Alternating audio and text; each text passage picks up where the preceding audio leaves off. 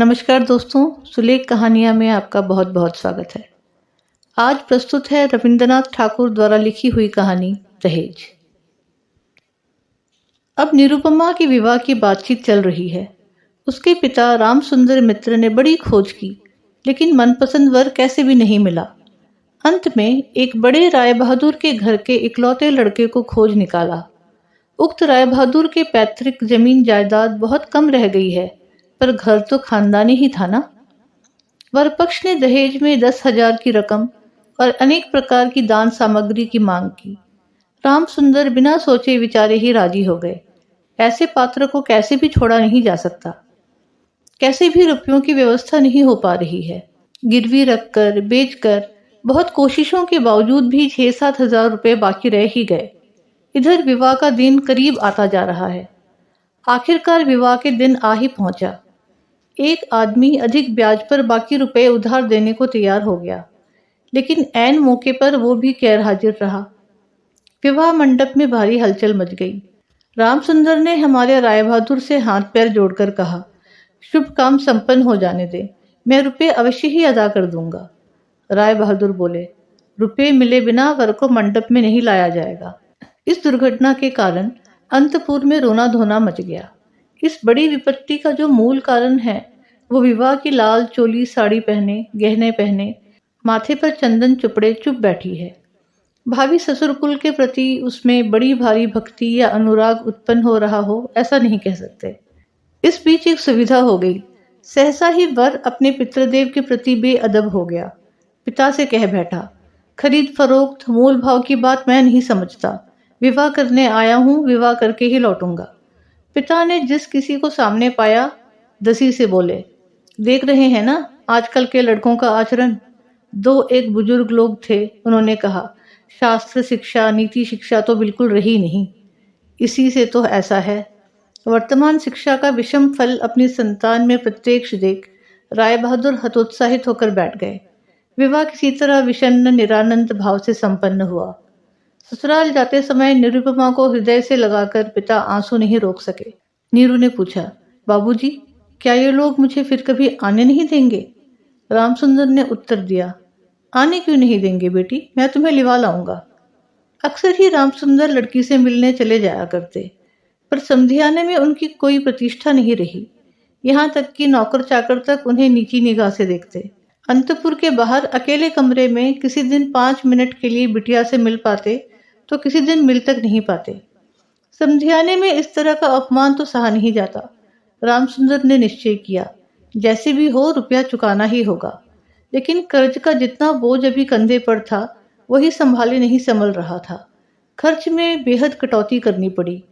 कर्जदार की आंख से बचने के लिए हमेशा कई तरह के हीन कौशल अपनाने पड़ते हैं।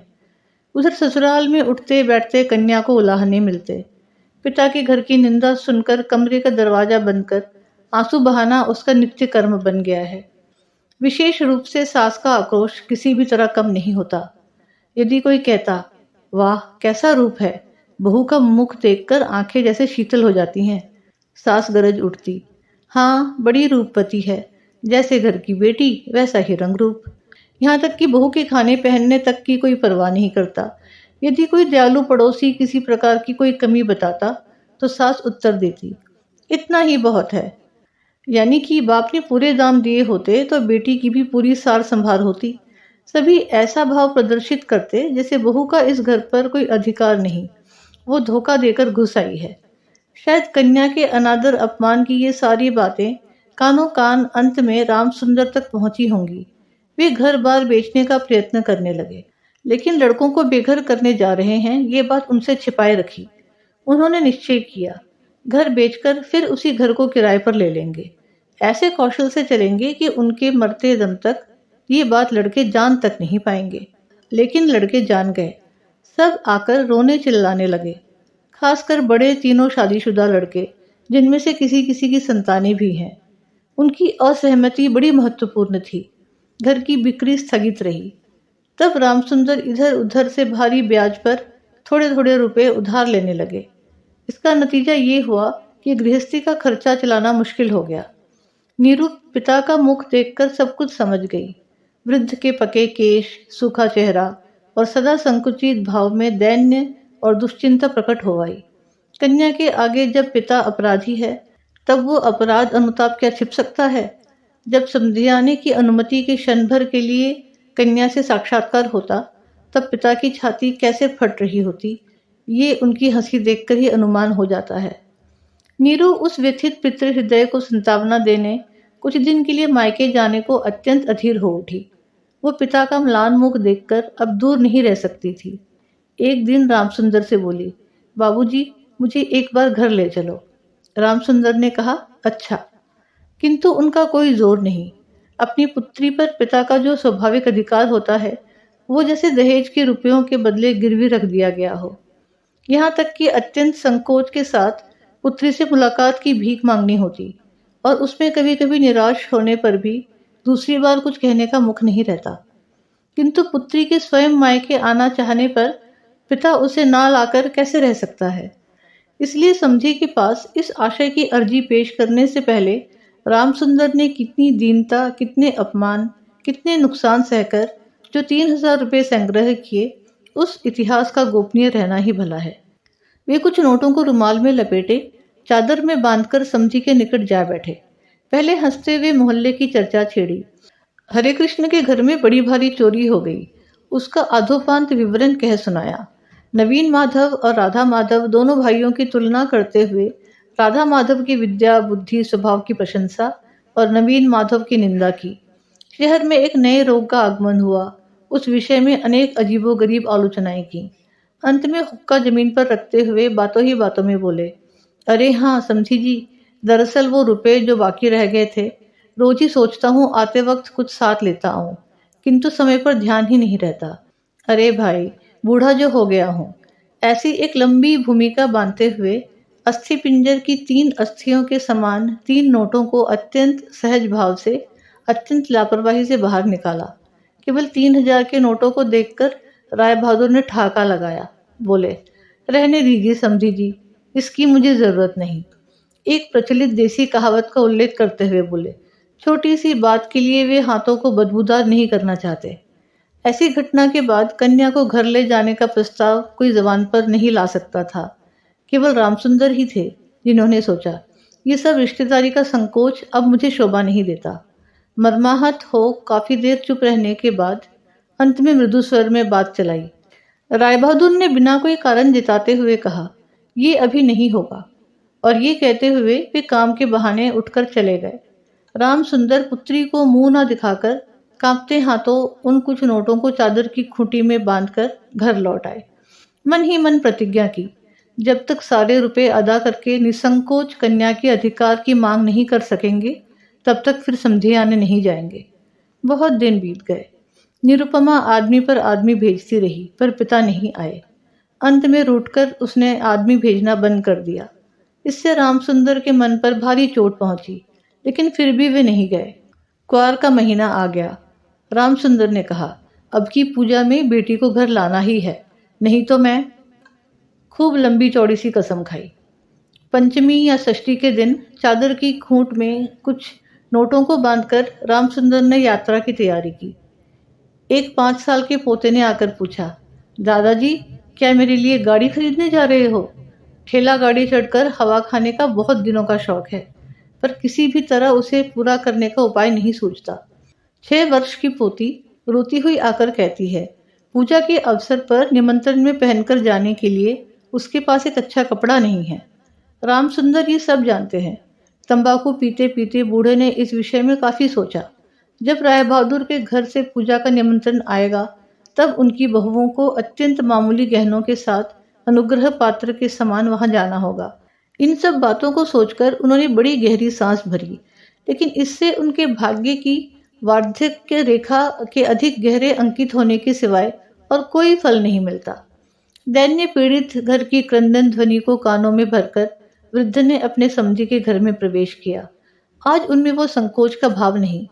द्वार रक्षक और मृत्यु के मुंह की ओर भी वो चकित सलज्ज दृष्टिपात दूर हो गया, मानो उन्होंने अपने ही घर में प्रवेश किया हो। सुना राय बहादुर घर में नहीं है, कुछ देर प्रतीक्षा करनी होगी। मन के उच्छ्वास को ना संभाल पा रामसुंदर ने कन्या के साथ मुलाकात की। आनंद तिरेक से दोनों नेत्रों से आंसू बह चले। पिता भी रो रहे हैं, कन्या भी रो रही है। दोनों में से कोई भी बोल नहीं पा रहा है। ऐसे में कुछ समय बीत गया। फिर रामसुंदर ने कहा, बेटी, अब की तुझे ले जाऊंगा। अब कहीं कोई रुकावट नहीं। इसी समय रामसुंदर के बड़े लड़के हरमोहन ने अपने दोनों छोटे बच्चों के साथ सहसा कमरे में प्रवेश किया। वो पिता से बोले, बाबूजी, तो फिर आपने हम लोगों को रास्ते पर बिठा दिया। रामसुंदर ने अचानक अग्निमूर्ति होकर कहा, तुम लोगों के लिए क्या मैं नरक में जाऊं? तुम लोग मुझे मेरे सत्य की रक्षा नहीं करने दोगे। रामसुंदर घर बेच बैठे हैं। लड़के कैसे भी कुछ जान ना पाए, इसके लिए अनेक उपाय किए, फिर भी वो जान गए हैं। जानकर उनके प्रति अचानक रुष्ट और असंतुष्ट हो उठे। उनका पोता उनके दोनों घुटनों से यथाशक्ति लिपट मुंह उठाकर बोला, दादाजी, मुझे गाड़ी नहीं खरीद दी। सर झुकाए रामसुंदर से कोई उत्तर ना पा नीरू के पास जाकर बोला, मुझे एक गाड़ी खरीद दोगी बुआ? निरुपमा सारा मामला समझ गई। बोली, बाबूजी, यदि तुमने एक भी पैसा मेरे ससुर को दिया तो अपनी कन्या का मुंह फिर कभी नहीं देख पाओगे। तुम्हारी देह छूकर मैं ये कसम खाती हूँ। रामसुंदर ने कहा, राम राम, ऐसी बातें नहीं कहते। फिर ये रुपये यदि मैं ना दे पाऊं तो तुम्हारे पिता का अपमान और तुम्हारा भी। नीरू बोली, रुपया देना ही अपमान है। तुम्हारी कन्या का क्या कोई सम्मान नहीं? क्या मैं केवल रुपए की थैली भर हूं? जब तक रुपए हैं तब तक मेरा दाम है। नहीं बाबूजी, ये रुपए देकर तुम मेरा अपमान मत करो। इसके अलावा मेरे पति तो ये रुपए नहीं चाहते। रामसुंदर ने कहा, बेटी, तब ये तुम्हें जाने नहीं देंगे। निरुपमा बोली, ना जाने दें तो क्या कर सकते हो, बोलो। फिर भी तुम ले जाने के लिए कुछ मत कहना। रामसुंदर कांपते हाथों नोटबंदी चादर को कंधे पर डाल चोर के समान सबकी आंखें बचाकर घर लौट आए। रामसुंदर रुपए लाए थे और बेटी की मनाही के कारण वे रुपये दिए बिना ही लौटा ले आए। ये बात छिपी न रही। द्वार पर कान लगाकर कौतूहल स्वभाव वाली दासी ने नीरू की सास के पास ये खबर पहुंचा दी। सुनते ही उनके क्रोध की सीमा ना रही। निरुपमा के लिए उसकी ससुराल अब कांटों की सेज बन गई। इधर उसके पति विवाह के थोड़े दिनों बाद ही डिप्टी मजिस्ट्रेट होकर किसी दूर शहर में चले गए थे। कहीं संग दोष से नीरू को कुशिक्षा ना मिले, इसी बहाने अब मायके के रिश्तेदारों से मुलाकात की बिल्कुल मनाही हो गई थी। इसी समय नीरू अत्यंत कठिन रोग से पीड़ित हो गई, पर इसके लिए उसकी सास को पूरी तरह से दोषी नहीं ठहराया जा सकता। अपने शरीर के प्रति वो अत्यंत लापरवाही बरत रही थी। कार्तिक महीने की ओस में रात भर सिरहाने का द्वार खुला रखती, जाड़े के दिनों में देह पर कपड़ा नहीं रखती, खाने पीने की कोई नियम नहीं मानती। दासियां जब अक्सर भोजन लाना भूल जाती, तब एक बार भी मुंह खोलकर उन्हें स्मरण नहीं दिलाती। वो पराए घर में दास दासी की तरह स्वामी स्वामिनी के अनुग्रह पर निर्भर हो रही है। ये संस्कार उसके मन में बदमूल हो रहा है। लेकिन इस प्रकार का भाव भी सास का सह्य नहीं था। यदि भोजन के प्रति बहू की किसी प्रकार की लापरवाही देखती तो सास कह उठती, नवाब के घर की बेटी है ना, गरीब के घर का अन्न इसके मुंह में रुचता नहीं। फिर कभी कहती, एक बार देखो तो कैसी बुरी शक्ल बना रखी है, दिन ब दिन जैसे जली सूखी लकड़ी सी हुई जा रही है। रोग जब गंभीर होता गया तब सास बोली, अब सब इसके नखरे हैं। आखिर एक दिन नीरू ने अत्यंत विनयपूर्वक सास से कहा, माँ, मैं एक बार अपने बाबूजी और भाइयों को देखूंगी। सास बोली, ये मायके जाने का अच्छा बहाना है, कहने को कोई विश्वास नहीं करेगा। जिस दिन संध्या के समय नीरू की सांस उखड़ने लगी, उसी दिन पहली बार डॉक्टर ने उसे देखा था और उस दिन ही डॉक्टर के देखने का अंत भी हो गया। घर की बड़ी बहू मरी। खूब धूमधाम से अंत्येष्टि क्रिया संपन्न हुई। जिले में प्रतिमा विसर्जन समारोह के बारे में राय चौधरियों की जैसी बड़ी लोक प्रसिद्धि है। बड़ी बहू की अंत्येष्टि संबंधी राय बहादुरों की बहुत कुछ वैसी ही ख्याति फैल गई। ऐसी चंदन काठ की चिता इस इलाके में कभी किसी ने ना देखी थी। ऐसे समारोह का श्राद्ध अनुष्ठान भी केवल राय बहादुर के घर में ही संभव था। सुना जाता है इससे उनके ऊपर कुछ कर्ज भी हो गया। रामसुंदर को संतावना देते समय उनकी बेटी की कैसे महासमारोह के बीच मृत्यु हुई, सभी ने उसका बड़ा विस्तृत वर्णन किया। उधर डिप्टी मजिस्ट्रेट का पत्र पहुंचा। मैंने यहाँ सारा बंदोबस्त कर लिया है, इसलिए मेरी पत्नी को फौरन यहाँ भेज दें। राय बहादुर की श्रीमती ने लिखा, बेटा, हमने तुम्हारे लिए एक दूसरी लड़की का रिश्ता तय किया है, इसलिए छुट्टी लेकर फौरन आओ। इस बार 20,000 का दहेज और हाथों हाथ अदायगी है। उम्मीद है आपको ये कहानी पसंद आई। ऐसी ही और कहानियाँ सुनने के लिए इस चैनल को सब्सक्राइब ज़रूर करें। धन्यवाद।